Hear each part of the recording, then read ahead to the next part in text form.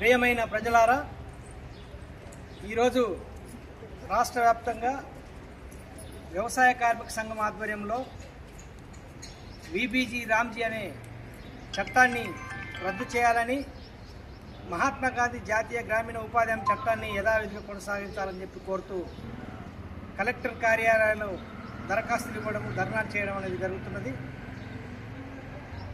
కొత్తగా వచ్చినటువంటి వీబీజీ రామ్జీ చట్టం వల్ల వ్యవసాయ కూలీలకు తీవ్ర నష్టం జరుగుతున్నది. ఇప్పటికే రోజుకు 2 సార్లు ఫోటోలు తీసినటువంటి చర్య వలన అనేక మందికి ఆ కళ్ళు ఫోటోలు రాకుండా అనేక మంది పని కోల్పోతున్నటువంటి పరిస్థితి ఉంది. కొన్ని గ్రామాలలో నెట్వర్క్ లేదు. దీనివల్ల ఉపాధి హామీ కూలీలు తీవ్ర ఇబ్బందులను ఎదుర్కొంటున్నారు. గ్రామాలలో ఏదైతే ప్రధానంగా లక్ష్మణచంద మండలంలోని పీచర గ్రామంలో ఉపాధి హామీ పని చేయకుండానే బిల్లులు పొందుతున్నటువంటి దాన్ని ఈ మధ్యనే మేము కలెక్టర్ గారి దృష్టికి తీసుకువచ్చాం. ఇప్పటికే 2 సార్లు ఇచ్చాము. ఈరోజు కూడా 3వసారి దరఖాస్తు ఇవ్వడం జరిగింది. ఆ ఊర్లో పని చేయకుండా ఏదైతే ఉదయం 5-6 గంటలకు ఒక ఫోటో దిగి తర్వాత మళ్ళీ 10 గంటలకు ఇంకో ఫోటో దిగేటటువంటి గ్రూప్ ఫోటో దిగేటటువంటి కార్యక్రమం. అయితే ఉదయం ఒక ఫోటో దిగిన తర్వాత వచ్చి మళ్ళీ వంట వార్పు పనులు చేసుకొని తర్వాత మళ్ళీ 10 గంటలకు పోయి ఫోటోలు దిగుతున్నారనేది గతంలోనే మేము ఆరోపించాం.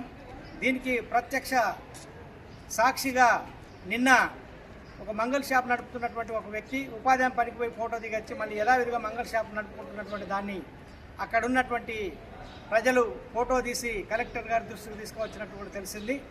ఆ సంబంధించినటువంటి ఫోటోలు కూడా మా దగ్గర ఉన్నాయి. కాబట్టి ఈ పద్ధతిలో ఉపాధి హామీ నడుస్తున్నది. ఉపాధి హామీని అవినీతిమయం చేసి భవిష్యత్తులో ఉపాధి హామీ పథకం అవినీతిమయమైంది కాబట్టి ఈ పథకాన్ని రద్దు చేద్దామనేటటువంటి కుట్ర కేంద్ర ప్రభుత్వం చేస్తున్నది.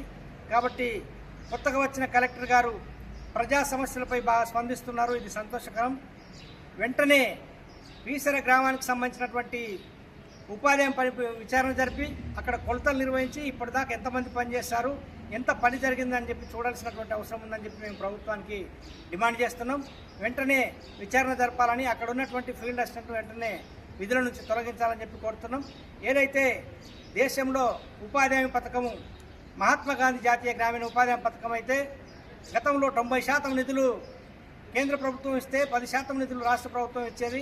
ఇప్పుడు 60% నిధులు కేంద్ర ప్రభుత్వం, 40% రాష్ట్ర ప్రభుత్వం ఇవ్వాలని చెప్పి ఈ కొత్త చట్టంలో చేర్చారు. దీనివల్ల ప్రజలకు పనులు దొరకకుండా, ఎందుకంటే కేంద్ర ప్రభుత్వం ఈ రాష్ట్ర ప్రభుత్వం ఇచ్చేటటువంటి నిధులు ఇవ్వకపోతే కేంద్ర ప్రభుత్వం నిధులు ఇవ్వదు. కాబట్టి ఈ పనిని రద్దు చేయాలని చెప్పి కుట్రతో జరుగుతున్నటువంటి దాన్ని వెంటనే ప్రజలు దీనిపై స్పందించి పోరాటం చేయాలని, ఉపాధి హామీ పనిని కాపాడుకోవాలని చెప్పి మేము ప్రజలకు విజ్ఞప్తి చేస్తున్నాం. జిల్లాలో జరుగుతున్నటువంటి ఉపాధి హామీ అవినీతిపై కలెక్టర్ గారు ప్రత్యేక చొరవ చూపి ఇంటెలిజెన్స్ ద్వారా అన్ని గ్రామాలలో ఏం పనులు జరుగుతున్నాయో చూడాల్సినటువంటి బాధ్యత ఉందని చెప్పి మేము కలెక్టర్ గారికి విజ్ఞప్తి చేస్తున్నాం.